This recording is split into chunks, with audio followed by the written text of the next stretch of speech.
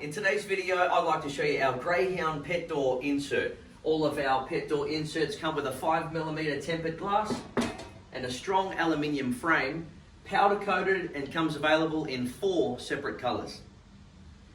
All of our standard pet doors come with a semi-hard flap, which is a great flap because it's sturdy, it creates a nice seal, preventing the bugs and the weather from getting in. However, most Greyhound owners prefer to go with a soft flap, given that it is a softer material. In as much as Greyhounds are more of a timid and shy dog, they prefer the soft flap because the semi-hard flap can rub on their back and deter them from going through the door. As you can see, the soft flap material is a lot of a softer material and a lot more user-friendly for more timid dogs.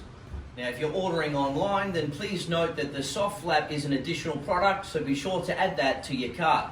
In that case, we will install the soft flap into your door. If you would like the semi-hard flap as well, then be sure to leave that in the comment section on checkout.